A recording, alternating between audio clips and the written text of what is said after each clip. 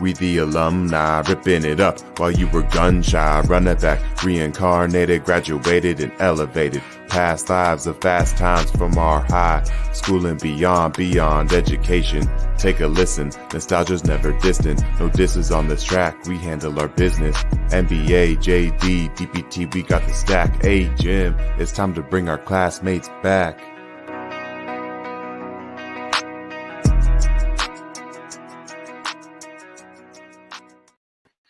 That was the fire new intro by the one and only Tyler Smith. Let's go. Welcome to the Alumni Podcast. This is a resurfacing of an old episode, old guest, but an original guest of season 1. But sadly, his episode did not make it. But we are here to do a round 2 with the one and only, the GOAT, Cooper PULLIN. What's up, bro? Shucks, that's a high accolade. What's going on? Happy to be back. Stoked.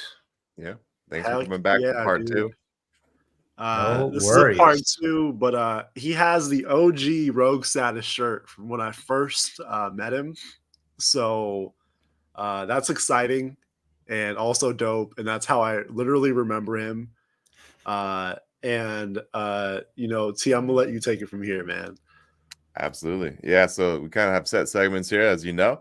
We have added a couple since you've been on the first time, right? So Cooper is the definition of bringing our classmates back because he is actually on the show twice because we lost his first episode due to technical difficulties. So props to him for being back. Okay, the first question is going to be very straightforward.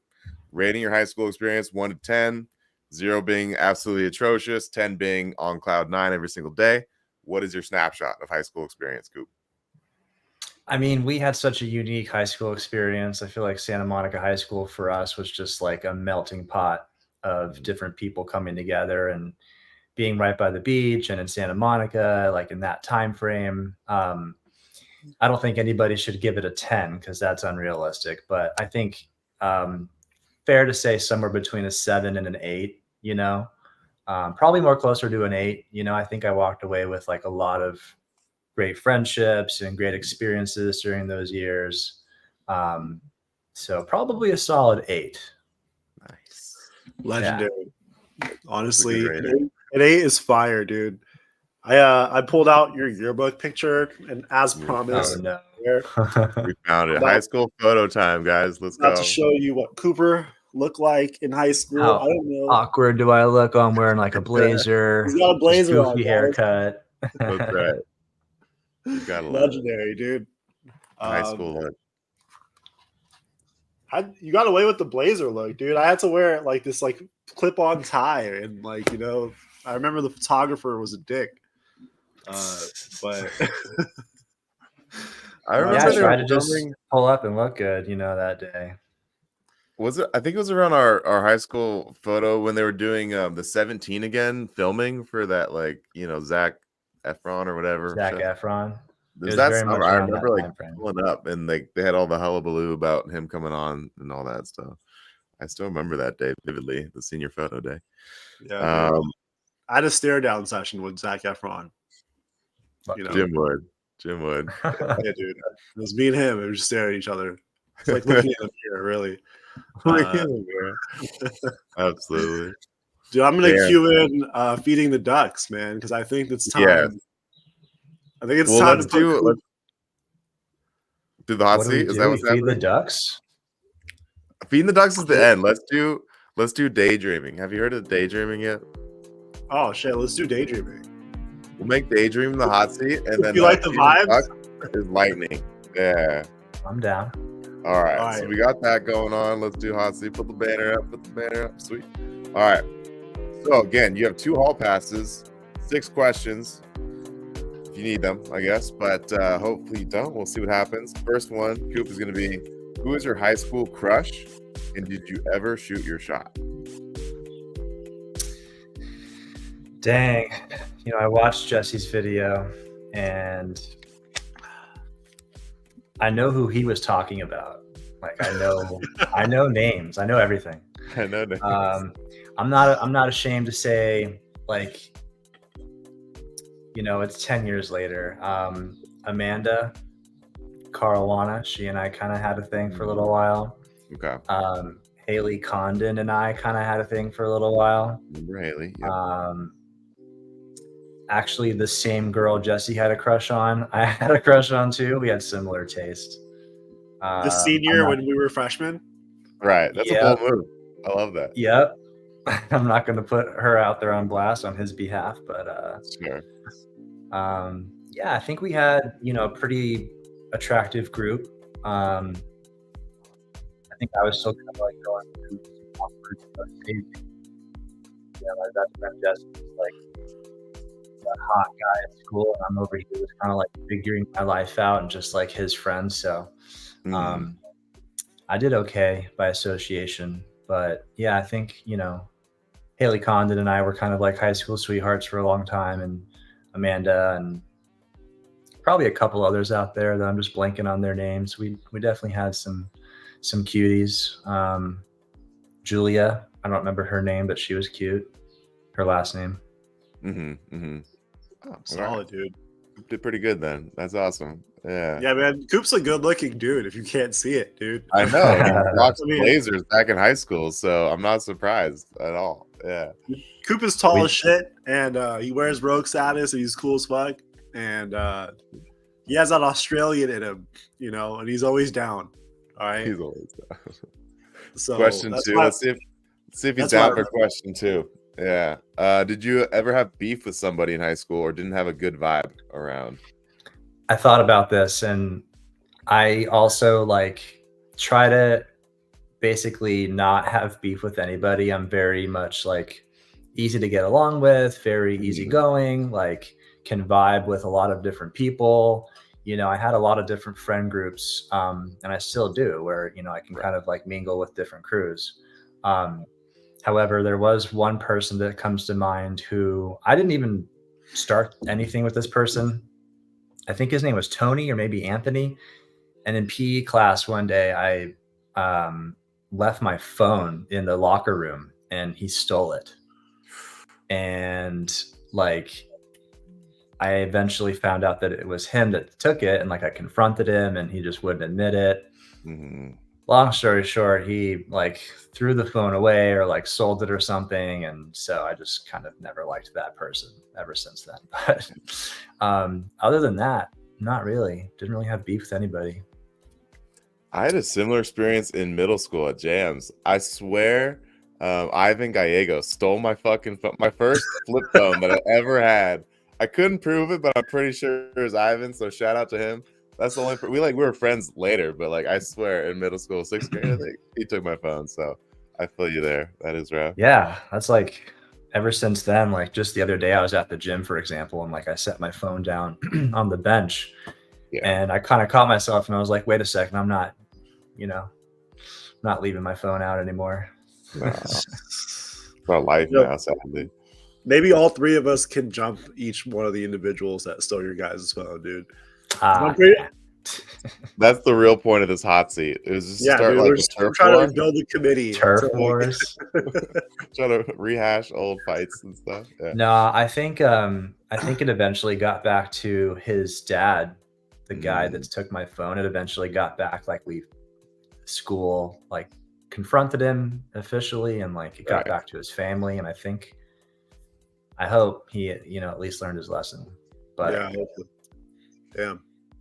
Absolutely. Question 3 is going to be, did you drink in high school and why or why not? What was your take on that stuff? Our crew was, we like to have a good time.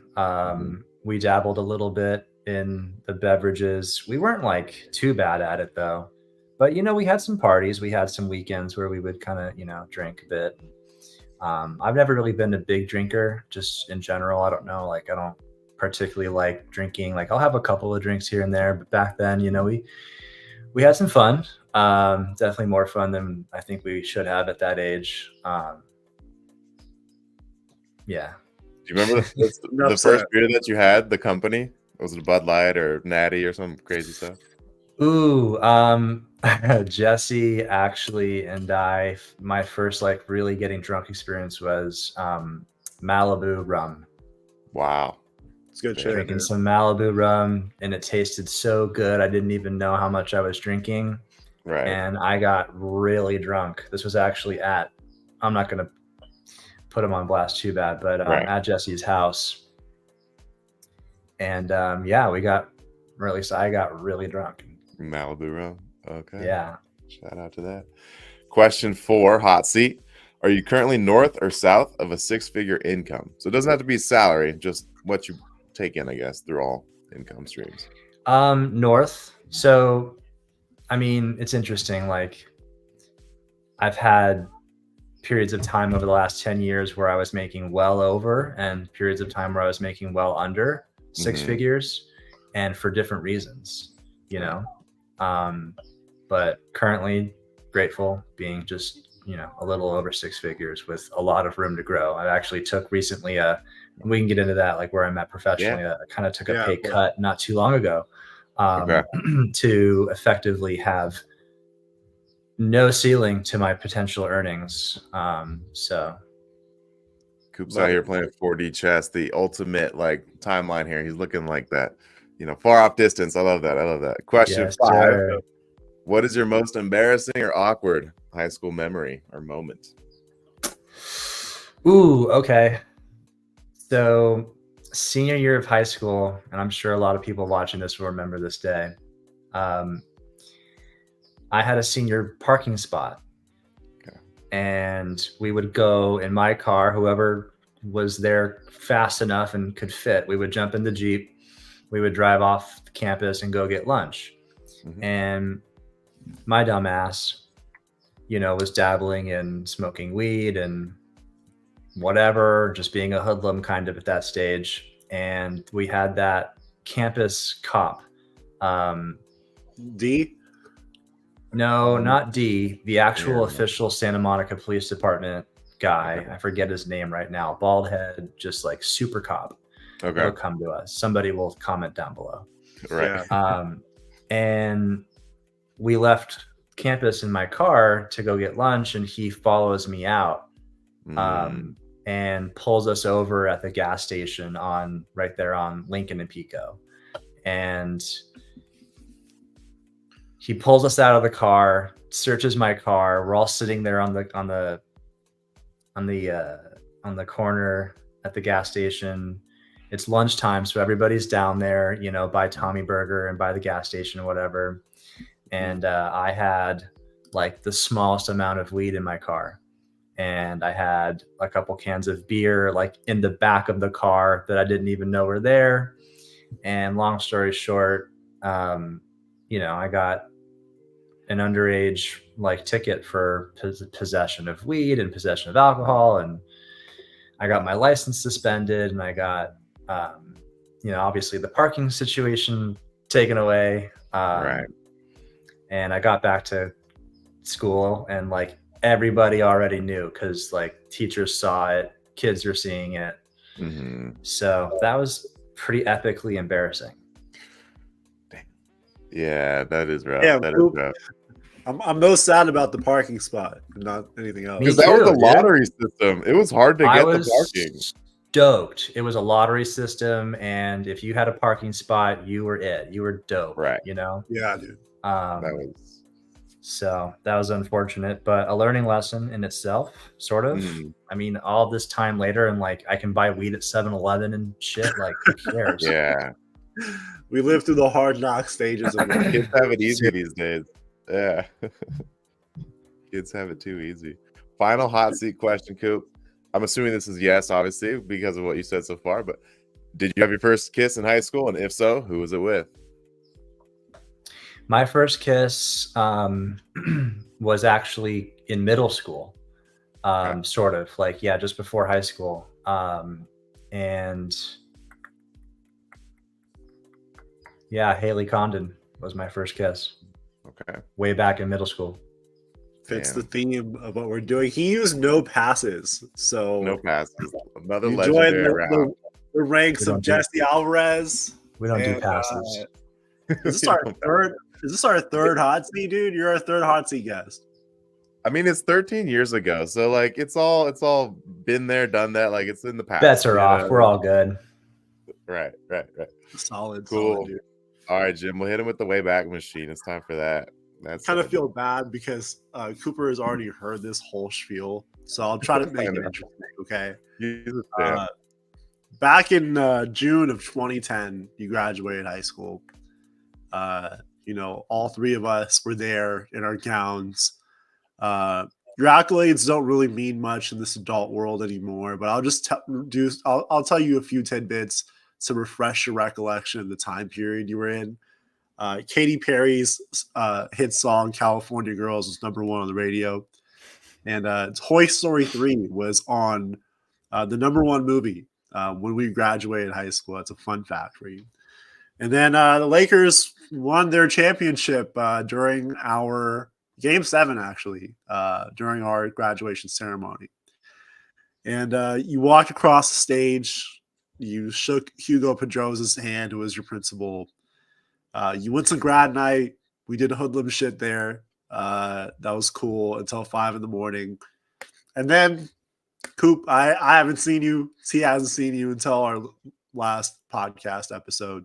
But the whole question why we started this whole podcast is to get from where you were back then to all the way until right now while you're sitting in this seat. Your story, if you will. The floor is yours. So I have had a little practice since our last go at this, and I'm going to post up my notes next to my phone. I had to write out in my notes some highlights because I think it's really easy to miss some stuff. Like, I've had a lot of things happen over the last 10 years. Well, 14 years actually now. Jeez. Yeah. So I'll just kind of go down the list here of line item highlights and kind of chat about it. So 2 days after graduation, I was on a plane to Australia. My dad had gotten me a graduation gift, which was to go to see my family in Australia for a month, literally 2 days after graduation. So packed up a bag, packed up a surfboard, headed to Noosa, Australia, and saw my whole family down there for a month, which was awesome. I haven't been back since, actually, which I need to fix, but my dad is from Australia. I have half of my family down there and really good group of folks. And, my dad's brother owns a resort in Noosa, which is on the Sunshine Coast of Australia. If you're looking at Australia, it's on the right-hand side, kind of towards the middle side. That's cool. So it's tropical over there. It's really beautiful. The waves are sick. And so I got to do that. Came home, went immediately into Santa Monica College, Pico State, Pico by the Sea, or whatever you want to call it. Harvard by the Sea, baby. Let's go. Harvard by the Sea. I didn't get into any big, universities. So went to Santa Monica College and then started, immediately needing to make money. So I got a job actually with Quicksilver, the surf brand. And then, doing school, working, a little bit of surf instructor stuff on the side as well, being a surf instructor, working at surf camps and stuff. Just kind of took a bit of a breather after 4 years of high school. I just wasn't really interested in jumping into another 4 years of just education again. I decided to kind of chill, which part of me kind of regrets and part of me also was grateful for. And then fast forward 2 years after that, I was working. At this point, I'd actually gotten a job at Chase Bank as a teller. I was in school at Santa Monica College and I was studying business and economics, and I was really starting to lean towards the economic side. So I was a customer of Chase Bank and I heard a lot of good things about them. So I said, hey, why don't I go get a job at Chase and learn the banking industry at the same time as I was going to school. And then in May of 2012, my mom actually got into a pretty serious accident. And that really derailed my kind of direction where, I was just focused on school and work, trying to become an adult. And then all of a sudden I had this really large responsibility and burden almost to help my mom kind of live through this severe accident. She was hit by a truck crossing PCH in Malibu one day. And yeah, man, I'm sorry to hear that. it was a grueling journey to help her recover from that, physically, emotionally, financially, spiritually. And I did pretty much all of that on my own as a, however old I was, 20-year-old, you know? So her situation eventually stabilized. And then I actually was 20 something years old and moved out of the parents' house, you know, moved out of my dad's place and moved in actually to the first apartment on my own with Jesse. We moved into our first place on our own together in Culver City with two other friends, Dylan Sammons and Danny Israel. So it was the four of us in this one apartment in Culver City. It was not a crack house, but pretty close to it. It was a good time. So balancing working, school, and then also I was approached on LinkedIn actually randomly by Tesla Motors back in 2013. This was this startup electric car company, and they hit me up on LinkedIn and they said, "Hey, you look cool and you're in the area. Why don't you come and work for us? We're opening up a showroom in Century City in Santa Monica. We'd like you to work for us as a product specialist." So I said, "Okay, cool. I like your cars. I'm a surfer. I'm big into the environment." So I was working at Chase 30 hours a week. I started working at Tesla 30 hours a week. I was going to school. And then I was also helping my mom with her situation. And I almost broke. I was just doing too much at one time, and I needed to start to really focus on just something. So I eventually gave up school. I needed to make money to survive, right? I was living on my own, paying for my own things, and I was also helping my mom financially.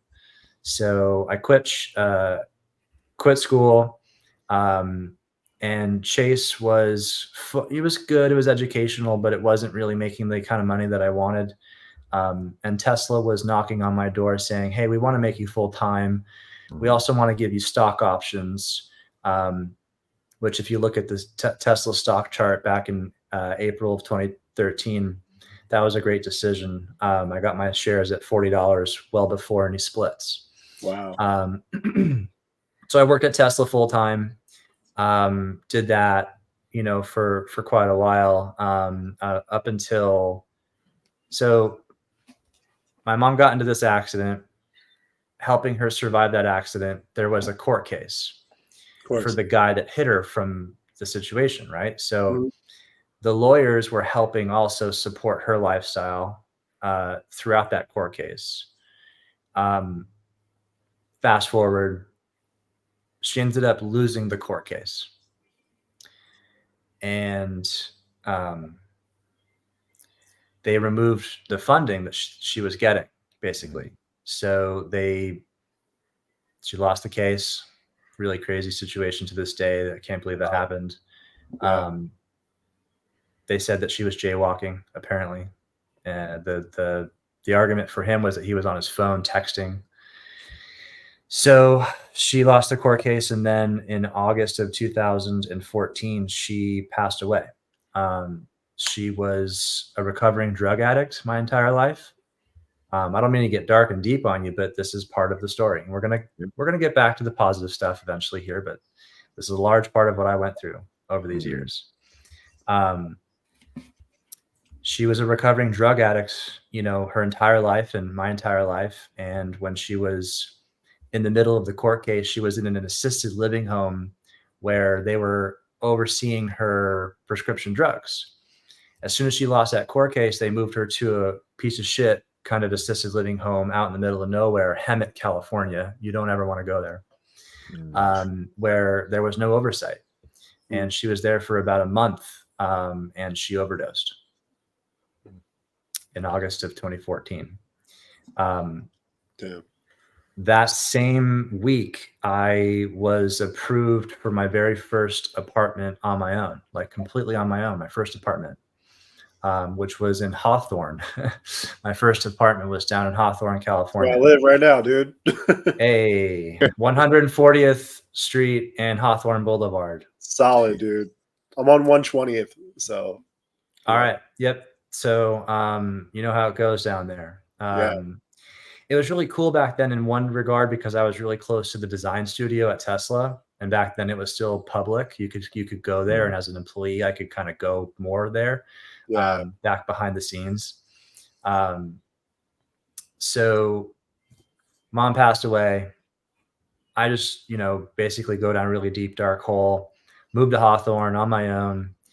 Sorry you're down there, Jim. Nobody ever visited me when I lived in Hawthorne because nobody really wants to go to Hawthorne. I feel it, dude. I know how you might feel. I took about a month off of work, after that happened, just to kind of cope. I was thrown this major curveball at a young age. And especially after the last couple of years of helping my mom recover from this accident and thinking, okay, we might get life back on track, to then all of a sudden she's gone. Right.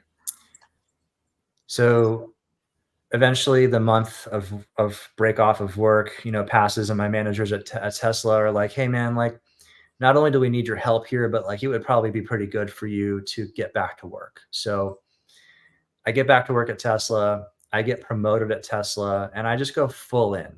Maybe it's not the healthiest thing to have done, but I went just 1000% focus into work, just almost as a coping mechanism, to deal with the grief of losing my mom. And in 2015, that year after my mom passed, I actually became number 5 in North America at Tesla for sales. Wow. So I was putting in 60, 70 hours a week on the regular and just selling tons and tons of cars, and, loving every second of what I was doing. But it was almost, I had that level of success because of the distraction that it provided from the tremendous amount of sadness that I was, kind of running away from. And then after that, in 2016 in September, I had worked so hard and I was making really good money for that age.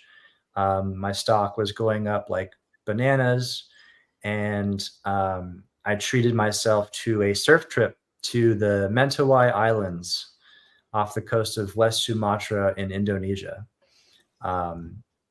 It was like a $10,000 surf trip, but I had the money back then. I was working crazy hard. And the Mentawais are effectively the holy grail for surfing. It is the best place on the planet by far for a surfer to go to. It's just like a playground of perfect waves.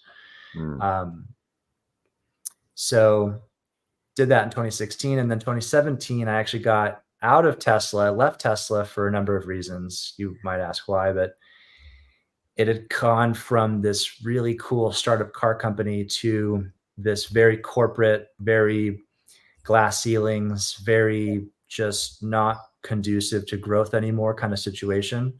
And I left Tesla to get into real estate.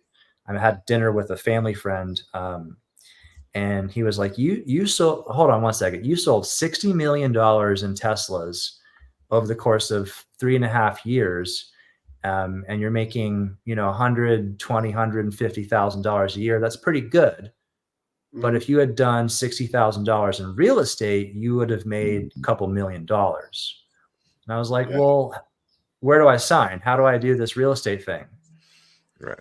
It was kind of a good and a bad decision looking back on it. Real estate, I'm still passionate about real estate, learning the business. I got into real estate for a few years, got my real estate license, teamed up with, Coldwell Banker in Malibu. And, I grew up surfing Malibu, and I'd always driven up and down PCH and driven past these properties and these crazy gates and garages and like been like, I want to go, take a dump in the master bathroom of that really cool house right there. Me too, dude. Yeah. So I did that. Yeah. I actually was able to do that. That's not why I did it, but getting to understand like the real estate business and what it takes to buy and sell property and like the process around construction and renovation and things like that. I think it's a really useful tool. So did real estate for a couple of years, working on like different teams. And then I moved I was in Santa Monica at the time. I moved out to Westlake Village. My dad had moved out to, the Ventura Valley kind of area, Westlake Village, Agora Hills, Thousand Oaks. And I was in Santa Monica, and I kept driving out to visit him on the weekends. And I kept remembering just every time I'd go out there, I'd park my car and there would be no traffic and I wouldn't have to pay to park my car, and I'd go to the grocery store and there wouldn't be anybody like hassling me for change. And I'd be like, wow, this is so different from Santa Monica. Yeah. I'm out. Peace out, Santa Monica. Like Westlake is like 30, 45 minutes away. Super nice, super affordable. Moved out to Westlake to be closer to my dad. And then in 2018, we had the Woolsey fires out there where half of the area basically went up in flames. So I was there for that, which was pretty intense. And then in 2019, my dad did 23andMe for his birthday. We got him 23andMe for his birthday to see what kind of health issues we should be concerned about. Right. The results came back where health-wise he was fine, but you have like your relatives in the results too. Yeah. And normally the results are like you're 0.0249% related to this fourth cousin or whatever. His results had at the very top 0.49 related daughter. So 0.49 half DNA match to someone, and they categorized her as his daughter. Mind you, I'm an only child. I grew up an only child. I had a mom and a dad, and they had me, and that was it. They were divorced when I was a kid. And so he gets these results, and the name of his daughter in the results was Dove. And he starts messaging with this Dove person like, haha, this is interesting, like kind of a joke. And he calls 23andMe and is like, hey, this can't be right. Like, it's saying I have a daughter. And they're like, no, that's why we're a company. Congratulations, you have a daughter. What? So damn. My dad had a very short relationship with my sister's mom in the 70s in Texas, like a 2-week long relationship. Ironically, my dad and the guy that my sister thought was her dad looked pretty similar back then. Okay. And it was the 70s, dude. So like whatever. And so long story short, in 2019, I found out that I had a sister after 28 years of life being an only child and going through all the things that I've gone through, not even just from high school to now, but before high school, alone. I had a sister out there who was 34 years old and as cool as can be. And, you know, she looked very much like me, but a girl, and she had 2 kids. And so that was a pretty big change of our lives where, you know, my dad met this child of his that he didn't know existed this entire time. And she found out who her biological father was, you know, just kind of on accident. Wow. So that was insane. And then you move forward to March of 2020, we had COVID. So I got out of the real estate business after a few years. I realized pretty quickly that being a real estate agent wasn't for me. You know, I was working 7 days a week, 24/7, holidays, people calling me at 2 a.m. to write up purchase contracts and stuff like that. And I kind of had a hard conversation with myself. I was like, you know, I was studying economics in school. My original path back then was to be, you know, in the finance or wealth management trajectory, something that was not as exciting, but, something that I did actually have a lot of interest in, and was a more stable career path. So when I was in Westlake Village, I went to the different Chase branches. I was like, why don't I just try and go get like a banker job at Chase? Maybe I can get in on the ground floor and maybe pull my bootstraps up and work hard and maybe, try that avenue again. And I went to the Chase branches in Westlake Village and interviewed for like a basic banker position. And they actually hired me on as what they call a private client banker, which was like your fancy banker at Chase. So that was right before COVID happened. And then COVID happened and the world shut down and people were losing their jobs. There was no demand for things in the economy. And here I was, a banker at Chase, safe. Right. A lot of us, all of a sudden overnight had no demand for our positions of what we were doing in 2020. And I found myself at JP Morgan Chase, where we were a bank. We were effectively an essential service. Right. So my employment was secure. And I worked through COVID at Chase as a banker, and did pretty good, actually. And let's see, that was a lot, but, moved up the ranks and, moved from Westlake to Moore Park, and then just recently moved out to Ventura. And then like 6-7 months ago, I got the tap to move up the ranks in JP Morgan Chase to now I'm at JP Morgan. So kind of awesome. Took a step back a little bit, but to take a couple steps forward eventually, which is where we're currently at, finally starting to see the fruits of that maneuver. It's essentially where now I am what they call a private client advisor with JP Morgan Wealth Management.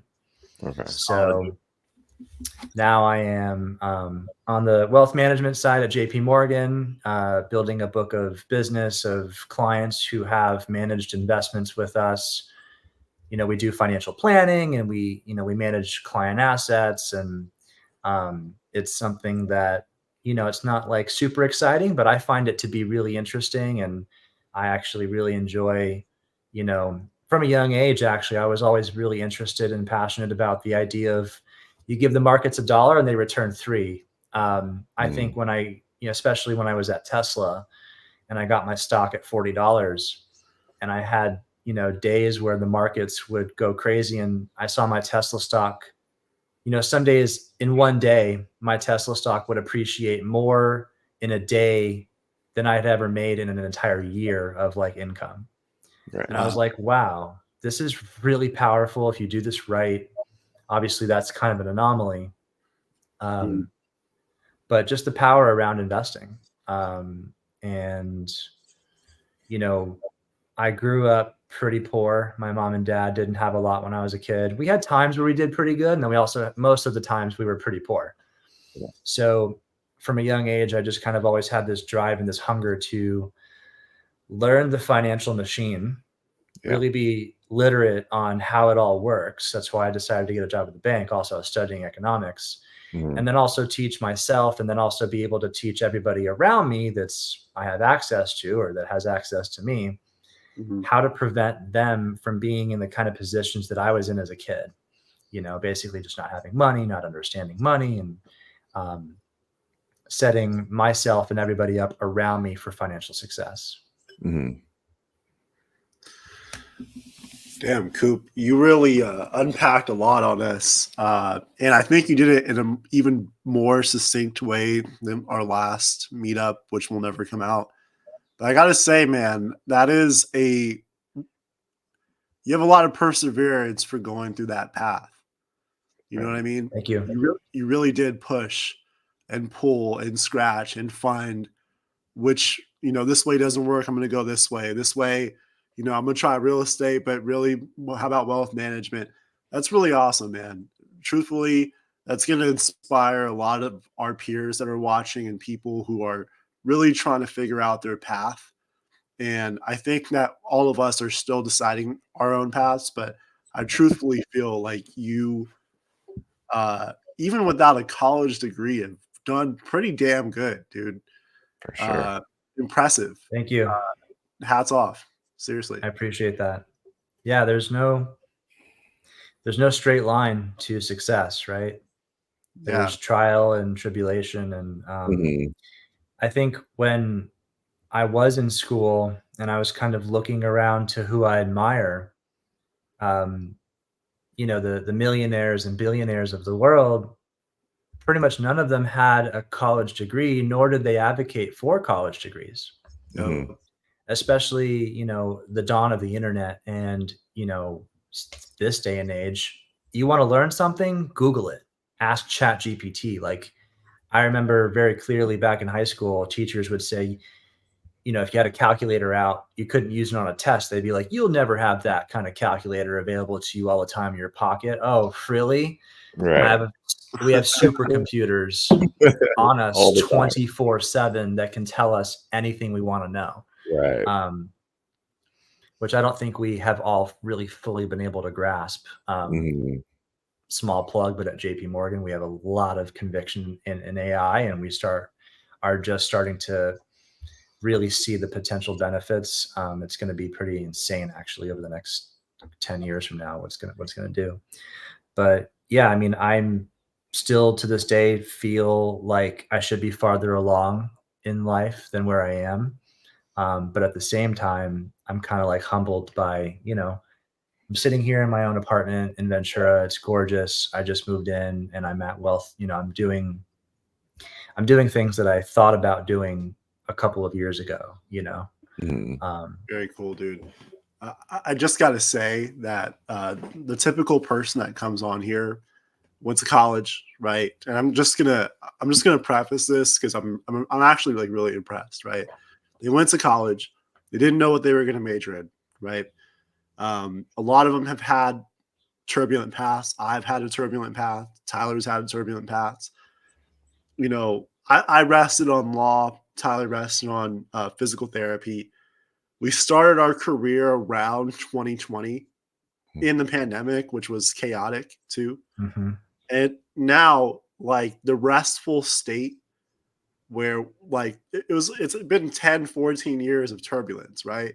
The restful state that we're in now seems to be just right now in comparison to like, and you said like, I wish you said something like, I'm not where I want to be, but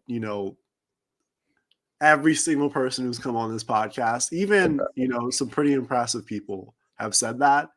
Right. And it's just, I don't think there ever will be that place of true, like, I've made it. I'm looking down from a hill, Mm.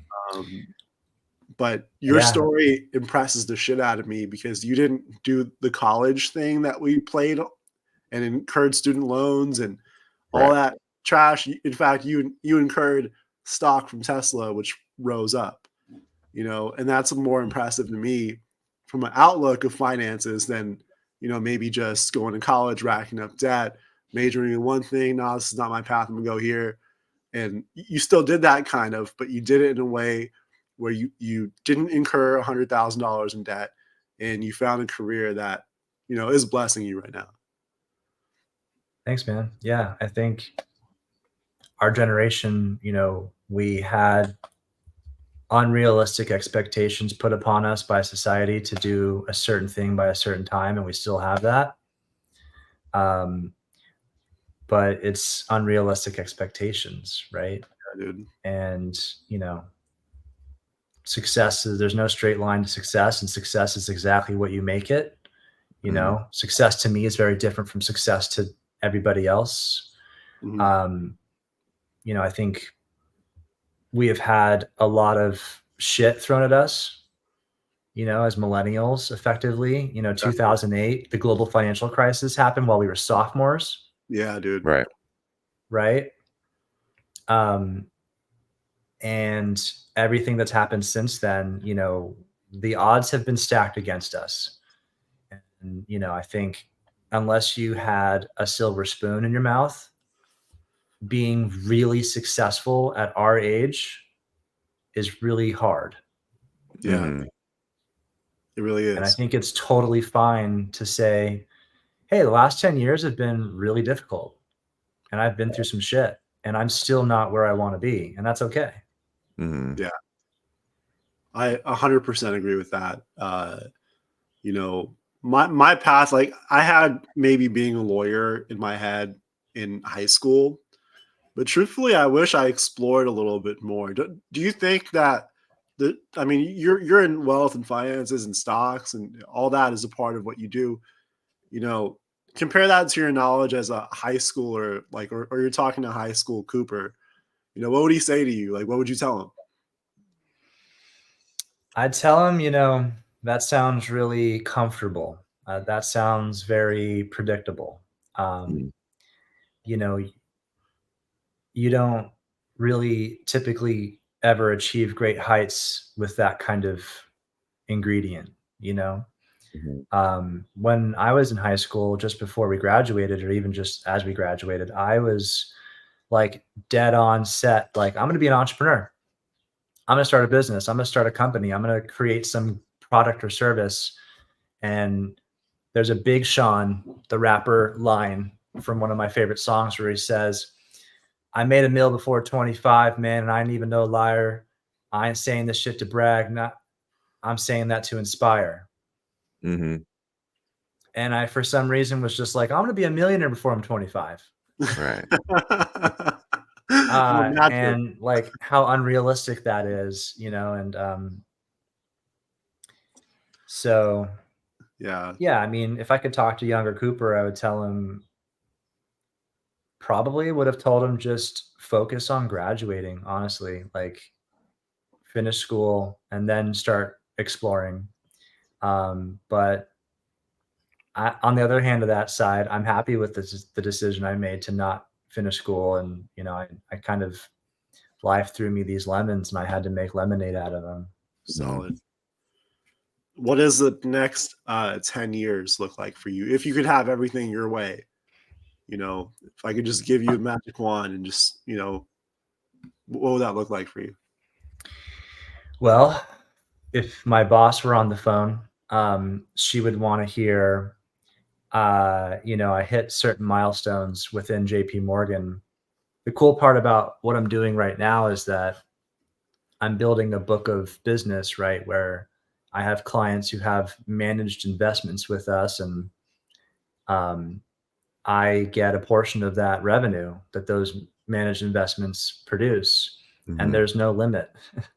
Right. There's no maximum, you know, to how much assets you can manage and how much money you can make. Um, the advisor that's in, you know, my office that I sit next to, he's making almost 600K a year just to wake up and make sure his clients are happy. Like, he doesn't have to generate anything on a daily basis for that to happen. Mm-hmm. Um, and we have other advisors on the team that are doing double that. It's just dependent upon how hard you want to work. And so I think if I continue, which I will continue down the career path I'm in, I want to get to, you know, a certain number of assets under management and revenue and income. And it's just a matter of how hard I want to work. So it's not really a question of, you know, is it possible? Which I've done that kind of thing before in the past. I've gone crazy into work to, you know, achieve a certain result. So I can do that. And, or I don't want to get too old and think, you know, what if, or should I have, you know, kind of like second guessing the whole create something. You know, when I was younger, I was very creative. Jesse and I, you know, we used to draw. You know, we were very artistic, and I Mm-hmm. admire the hell out of Jesse for Mason's pomade. I got a little Mason's pomade in my hair right now, actually. Nice. Shout out, Jesse. Shout out, shout out. Shout out, Jesse. Thanks for coming on. I got only Mason's pomade touches these follicles. That's right. So very much admire Jesse and just anybody that has the audacity to sit there and create something out of nothing, and then, you know, make other people want to support it. So I think it'd be, you know, this shirt, Rogue Status, it's really what back then inspired him and I to try and create something. He's the one that really ran with it, and I admire that, you know.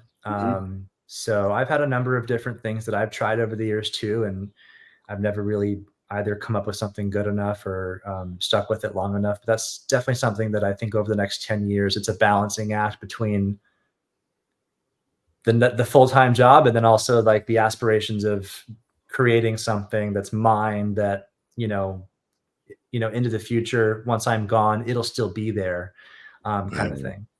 I was going to say, where do you get kind of that fundamental motivation to work as hard as you do on the day-to-day? Is it still motivated by, you know, bigger apartment? You know, is it motivated by a surf trip to Indonesia part 2? Like what's the baseline thing that you're really waking up wanting to get out of bed and work so hard for?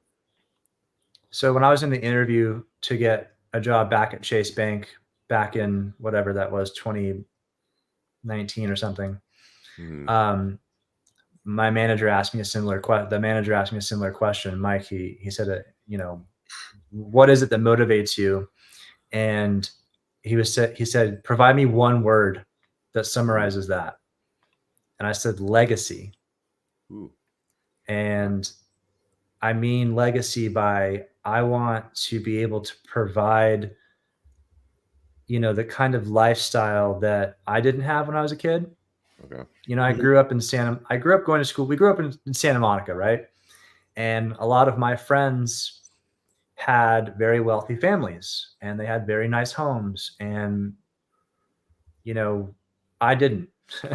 Jesse and I, you know, we didn't have that. We had friends that had that, but we didn't have that.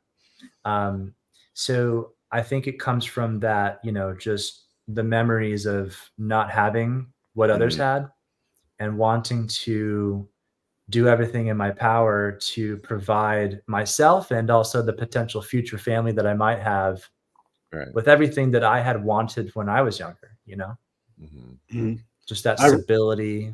Yeah. Dude, I relate to that, man. I went to Santa Monica schools, but I lived in Inglewood for a long time, and then I moved to Hawthorne right before the pandemic, actually. So I relate to you, dude. I know that. I actually knew that about you back in high school too. So yeah, it's part of like our friendship back then. Yeah, it's a big reason Jesse and I clicked. We met, you know, in 4th grade at Roosevelt, and at first, you know, we weren't friends, but as soon as we became friends, and then we realized how similar our home lives were. You know, my mom and dad were pretty poor back then, and his family, you know, was in a pretty similar situation, at least back then. And we just kind of clicked. It's a common bond, dude. Yeah. Dude, your story is amazing. We're gonna try to lighten it up though, because that was real. You know what I mean? And keeping it real. That's what we do. That's why I appreciate, dude. Honestly, that's gonna help more people. But we also do like to lighten things up. And one of the segments we pull out is our favorite memory of our guest. I'm gonna go first because this was a dope time. We were in Miss Fairchild's class together. You remember that? Cool. Miss Fairchild. Back like 10th grade or something. We had English together. English class? Okay. Yeah. And then we had this project, and we ended up at Michael Castaneda's house in Inglewood in Hyde Park. Do you remember this? Kind of vaguely. What did we do? We filmed a video project for Beowulf. I remember this. Yeah. We ended up in some random cave in Hyde Park in Inglewood, which is like the hood, bro. Like this, that's like where it's at. And we filmed like a whole project, and then I think you ended up editing it, and then we got an A on it, which was like pretty cool. But I just remember that whole time, like just hanging out with you like that day and filming the project and all that. It was just a good time, man. You're really down, dude. You're I do remember that. Yeah, that was a good time. Yeah, that was a lot of fun, dude. And that's one of my fondest memories of you. But also, we had PE together, and we played football without like pads and shit, which was pretty fun. Yeah, flag football or two-hand touch football. Yeah, dude, we straight up tackled each other. It's all good. It was like That's me, you, awesome. Ryan Carter, and some other people. I remember Ryan Carter. Yeah. Dude, we had Yeah, a good that's time. fun. I remember like just going so hard playing football during PE and then having like my next class be English or something and I'd just be like dripping in sweat. Yeah, bro. Just like super gross and dirty, straight after that. But it was worth it, Yeah, man. That was the funnest times out there. I remember again, it must have been in like Mr. Harris, or we had some English class. I think it was a Greek mythology class, and it was you and I Tate remember. Viskovich, obviously one of your good friends. And Yes, you guys sir. were really dope. You guys were dope. So I was like, I gotta impress these guys, right? So I was like, yeah, I drive a Subaru.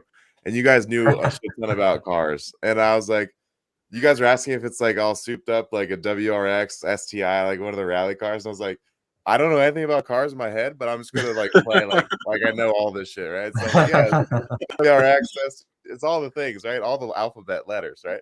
And then one day, like I was parking for something on campus, and then you and Tate come out and you see my car, my just normal ass Subaru, and you're like, you just start laughing. You're like, that's not what it is, dude. That's not what it is. Like, you guys handled it so well. I was like, oh damn, I tried to look cool and it didn't work, right? So I got called out. But so that was one of my most awkward high school moments. If I want to answer the hot seat question for myself. That's funny. But I remember that. You guys were real chill about it. But I do remember that like vividly still. Dude, it's souped up in here, man. It's souped up in your heart. Up in here. That's right. I just didn't get the mods in real life. It's fine. It's fine. Yeah. It's about how you feel. That's about how you feel. That's right.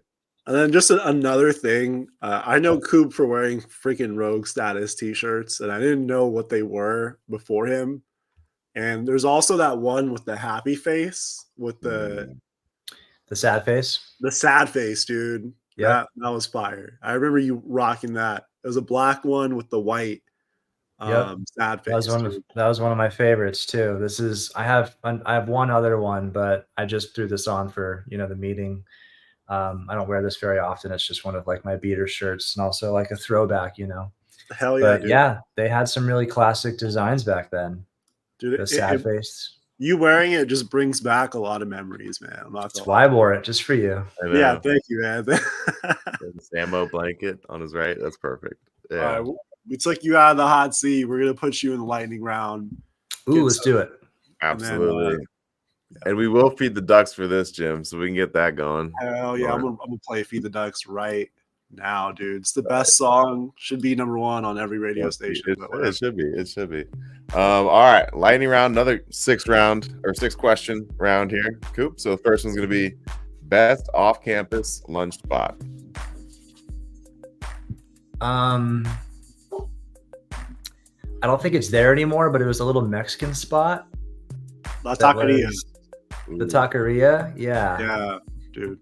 That or not really a lunch spot, but obviously Bay Cities. Yeah. If you can get there in time and get the sandwich and then come back, bro, that's awesome. Yeah. But we would WRX to get to Bay Cities in time and get back. You would definitely need to We would do the Taqueria or Tommy Burger or L&L. Or sometimes like we would rush down to like McDonald's or something, but pretty much just those 3 right there. All solid. All solid. Question 2. Hardest class you remember from high school? AP US History. Who'd you have? Fire. I don't remember his name. It was a dude. Flanders? Was it Flanders? Water polo coach? I don't remember. Yeah, it's all good. He was tough. He was either AP US History or Marine Biology, I think. Ooh. With Black Mr. K. Oh, Mr. K. Yeah. Okay. Yep. I remember. I know marine biology black taught one of those, but the rest of the coach, but I never took it. So take your word for it. Question 3: which year of high school would you most like to relive if you could wake up tomorrow and relive that entire year? Senior year, probably, without the whole like getting pulled over and things stuff. Just skip that day. That's right. It never happened. That's a good one. Take that part out of it, and I think senior year was like the most chill. Okay. Nice. Solid. That's nice. Question 4: best restroom to take a dump on campus. Can't say the Malibu expansion either. Yeah. The wrestling room bathroom. Okay. Nice. But when there was no one up there, obviously. But like you had to like be selective. Yeah. Okay. Because maybe Jesse, I was like, why would you venture out to the wrestling room? Well, I had yoga class too. Oh, okay. Yoga makes sense. Question 5: hottest teacher at Samo, in your opinion? I don't even remember, honestly. Didn't pay attention. I didn't pay attention. I don't know. I don't remember. Yeah, unfortunately. It's okay. It's okay. No names coming. Last question: what song from our high school era is still on your playlist today? Dang. I mean, I'm kind of like, I still listen to a lot of the same music. It's funny, when I was watching Jesse's video, he said Car Service, which I still listen to a lot to this day too. You know, it's funny how we kind of still have the same music taste. Millie by Lil Wayne. I'm a Lil Wayne guy. Nice. I know all the lyrics to Lil Wayne. Wiz Khalifa is actually performing at the X Games here in Ventura in a couple months. So basically anything from Wiz Khalifa, like Goodbye or Ink My Whole Body, Go DJ by Lil Wayne. That's fire. Yeah, I think those are some of the top ones. The Big Sean song that you referenced in the pod, that was probably Big Sean, Lil Wayne. Still listening to Drake, you know, sometimes the whole beef he's got going on, I think is funny. Right, with Kendrick, that's wild. That's yeah, it's pretty funny. Oh, man. Anyway, I'll do the final plug there, Jim. All right. So the final plug is very, very simple. It's whatever message that you want to leave to your classmates or anyone watching, any advice you want to drop, any plugs you want to drop. The floor is, in fact, yours. Damn. I don't know. I don't honestly feel like I'm worthy of providing, you know, life advice. You know, I don't have a very traditional situation, right? But I hope everybody out there is doing good. You know, I think we were robbed of not having a proper 2020 reunion, you know, a 10-year high school reunion. I think we were super robbed of that. So hopefully we can get something like that put together, you know, more official, like get everybody together kind of thing. Yep. But I mean, if you're out there and you've either had a really horrible last 14 years now, I keep thinking it's 10, last 14 years, or you've had a really great 14 years or somewhere in between, you know, I think it's easy to expect too much of yourself in our demographic.